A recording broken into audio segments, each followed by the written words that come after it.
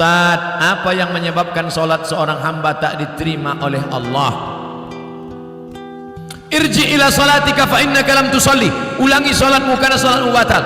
Diulanginya lagi. Irji ila salatika fa innaka lam tusalli. Ulangi lagi salatmu karena salatmu batal. Diulanginya lagi. Irji ila salatika. 3 kali ulang. Kenapa salatnya disuruh ulang sampai 3 kali? Karena tidak ada tumakninah. Idza aqamta, kalau tegak, hatta tatma'inna qa'iman, tegak. Kalau ruku, hatta tatma'inna raki'an. Subhana rabbiyal azim, subhana rabbiyal azim, subhana rabbiyal azim, subhana rabbiyal azim wa bihamdih. Kalau sujud sampai tumakninah. Kalau salat di Masjid Baitur Rahmah pasti tumakninah, karena imamnya tumak. Yang biasa orang tak tumakninah salat sendiri macam bambu di hembus angin. Allah Allah Allah Allah Allah Allah Allah. Maka sholat berjamaah. Alhamdulillah adik-adik mahasiswa-mahasiswi Baitur Rahmah pasti sholatnya ada tumakninah karena sholat berjamaah bersama imam. 2 yang menyebabkan sholat batal. La sholasa, sholat liman lam yaqra bi fatihatil kitab. Fatihahnya tak betul. Fatihah rukun sholat, luruskan. Bismillahirrahmanirrahim. Alhamdulillahi rabbil alamin. Ar-Rahmanirrahim. Maliki yaumiddin. Iyyaka na'budu wa iyyaka nasta'in. Ihdinas siratal mustaqim. Siratal ladzina an'amta 'alaihim ghairil maghdubi 'alaihim waladdallin. Amin. Betulkan Fatihah. Ngaji Iqra, ngaji Iqra. Seandainya tak ada ulama dari Minangkabau, mungkin saya tak pandai membaca Quran. Jadi Ustaz dulu ngaji sama siapa? Ulama-ulama Minangkabau yang mengajarkan mengaji. Alif di atas, A di bawah, I alif depan, U, A, I. Di atas itu kan dari Minangkabau. Alif 2 di atas, An. Alif 2 di bawah, alif 2 di depan, Un, An, In, Un. Yang tahu berarti udah tua. Anak-anak kini tak tahu itu lah. Apa guru mengajinan kini bukan dari Minangkabau tapi dari Yogyakarta. Jenenge sopo? Kiai Haji As'ad Umam. Pataba patata patata patasa pasaba. Yang dulu hampir seluruh Sumatera itu guru dari Minangkabau. Alif di atas A, alif 2 di atas An. Mengalir pahalanya. Jangan sampai Fatihah tak betul. Apa kiat hijrah? Bagaimana cara agar kita tetap istiqamah? Yang pertama, selalu pergi ke rumah sakit. Balik dari sini, jangan pulang ke rumah, pergi ke rumah sakit. Nanti kalau security nanya, mau kemana mbak? Mau nengok orang sakit di rumah sakit. Mau ruangan berapa? Sadonan di Siko, ingin ambo calia. Saya kalau diajak jamaah, Ustadz ayo kita ke ruang ICU. Datang, tertulis di atas ICU, artinya ICU. Ambo mencaliak waang tak bisa caliak ambo. Nampak di sana orang cuci darah, keluar darah dari dalam badan, masuk ke selang, masuk ke mesin, dicuci 5 jam, masuk lagi. Sakitnya berapa? Duitnya berapa? Maka kita yang sehat bersyukur nikmat sehat dengan banyak-banyak beribadah. Tak juga bersyukur nengok orang sakit, pergi ke kubur menengok orang mati. Mim dia mata ya bawati mati. Tengok bagaimana, apa yang akan dibawa? Tinggal akan bawa solat. Inna awwala ma yuhasabu bihil abdu yaumal qiyamah. Yang pertama kali dihisab, dihitung hari kiamat, solat. Yang ketiga, buat komunitas alumni Baitur Rahmah. Buat satu contoh sekolah percontohan, madrasah tahfiz Quran alumni Baitur Rahmah. Anak yatim, uang sekolahnya tanggung, guru-gurunya. Kalau sudah ada, yang sudah ada itu aja jaga. Alumni pulang dari sini, buat ikatan alumni, pergi cari mana sekolah. Pak kepala sekolah, ya berapa guru yang belum digaji? berapa anak yatim yang belum bayar uang sekolah, berapa kursi yang patah, berapa whiteboard yang rusak, berapa papan tulis yang bolong, berapa atap yang perlu diganti. Bapak mau ganti? Enggak, bertanya saya. Bantulah, itu yang akan membuat kita istiqomah insyaallah. Saya sebelum datang ke Kota Padang, kami tidak dari Payakumbuh, padahal kalau dekat dari Pekanbaru dekat Payakumbuh, tapi kami mutar ke Indragiri Hulu, masuk ke Kuantan Singingi. Kenapa? Karena menyalurkan dana untuk mendirikan madrasah ibtidaiyah di suku Trasik di dalam hutan. Itulah yang akan menolong di hadapan Allah Subhanahu wa taala. Nah, jadi adik-adik, kawan-kawan, sahabat-sahabat, buat komunitas. Saya banyak ceramah ke tempat-tempat, bertemu dengan komunitas. Ustaz Somad, kami dari komunitas apa namanya? Komunitas Jombloan Sejati. Ustaz, kami dari komunitas apa namanya? Komunitas Pensiunan Perusahaan Minyak. Ini apa? Komunitas Mantan Tatu-Tatu. Isinya kurang nambah tatu saja. Aduh, tatunya ular kobra.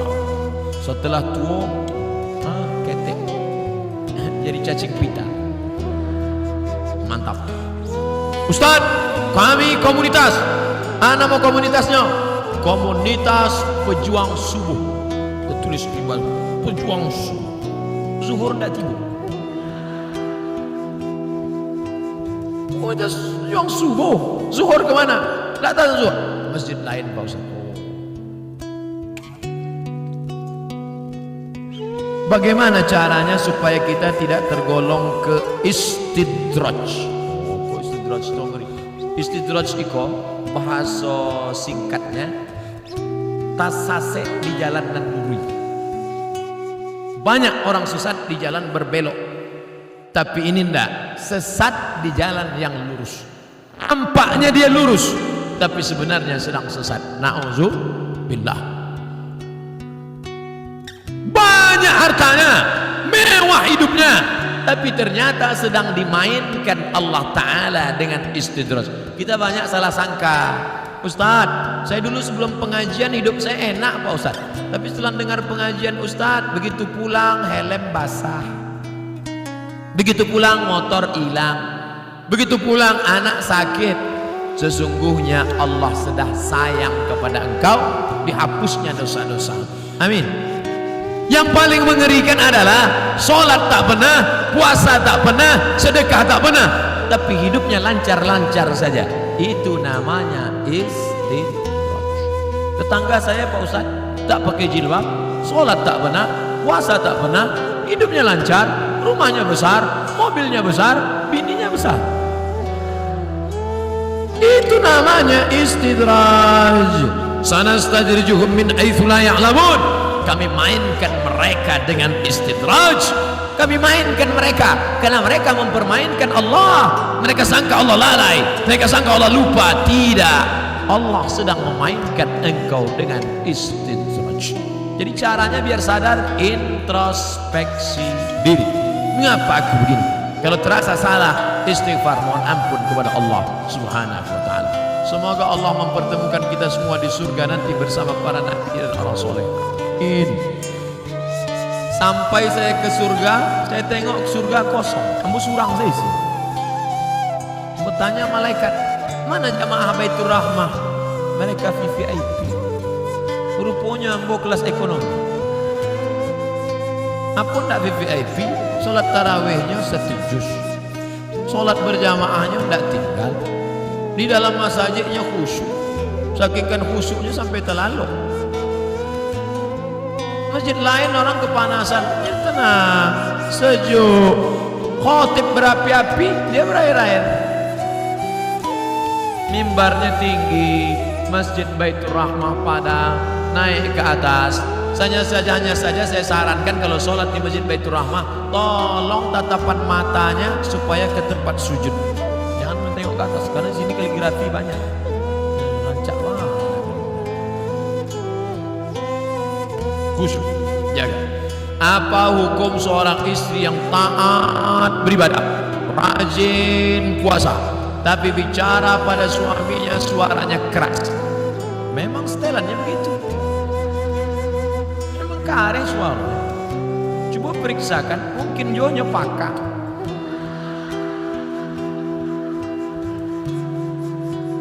Mungkin ini orang gunung, suara keras. Beda sama orang Sunda. Kalau orang Sunda, Mas, hujan. Orang Sunda kalau ngasih tahu suaminya hujan, lah basah kain baru. Tapi sampai lain dah, hujan. Nah, jadi jangan serta-merta kalau kareh melawan, ternyata dia tidak peka, ternyata dia bukan orang gunung, tapi dia melawan. Maka mengatasi istri melawan ada 5 langkah. Yang pertama, fa'izuhun, kasih nasihat. Adinda, come here, sekos mentah. Janganlah kareh-kareh bersuara, sakit hati dena. Memang itu setelahnya. Fa'izuhun, kasih nasihat tak sempat, tak mempan kasih nasihat. Wahjuruhunna fil madaji. Kalau tidak berubah, apa boleh buat?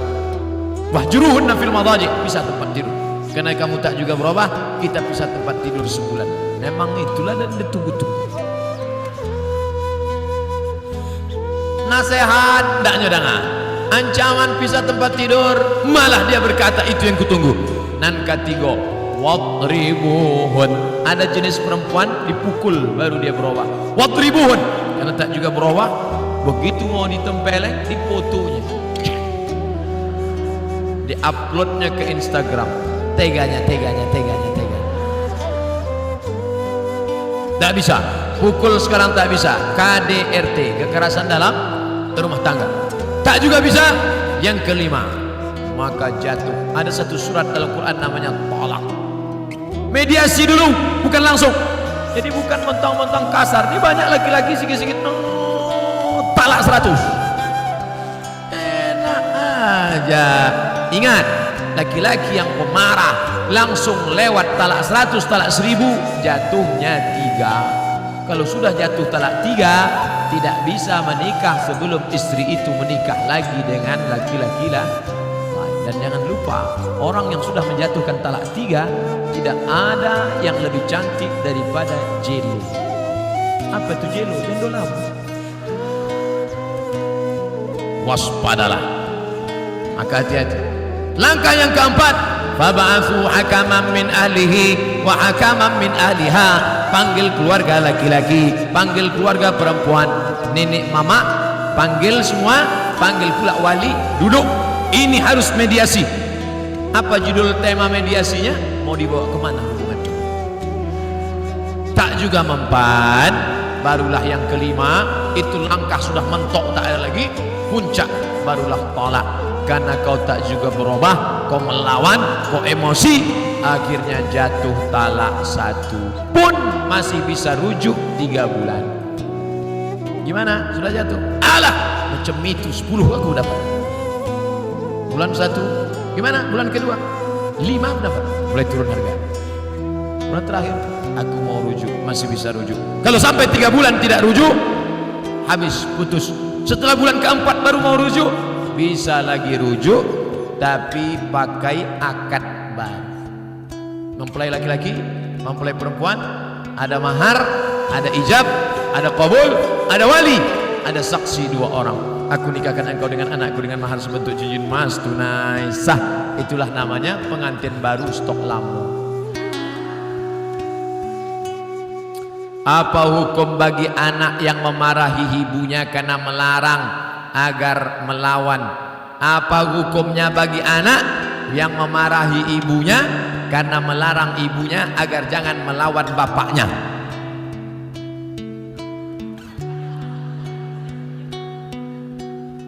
Ibu bapak mesti berpikir baik-baik.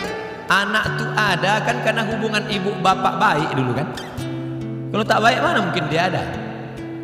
Sekarang setelah dia ada, kenapa dia yang jadi korban? Ibu marah, otomatis dia marah. Anak ini melawan. Dan kalian sebagai anak tak boleh kalian lawan ibu ayah. Tak boleh, walaupun dia kafir, tak boleh. Wa in jahadaka, kalau bapak ibumu memaksamu ala an tusyrika bi, mempersekutukan Allah, fala tuti'huma, jangan kau ikuti. Tapi untuk melawan tak boleh. Wa sahibhuma fid dunya ma'rufa. Tetaplah berbakti kepada orang tua. Jangan mentang-mentang udah ngaji, balik dari sini panggil mak. Mak, sini. Assalamualaikum. Kan begitu caranya. Tapi dengan cara yang santun. Tapi dia nyuruh saya melawan ayah saya, Pak Ustaz. Cari nenek mama, cari wali ulama. Ibu kamu tuh suka ngajinya sama siapa?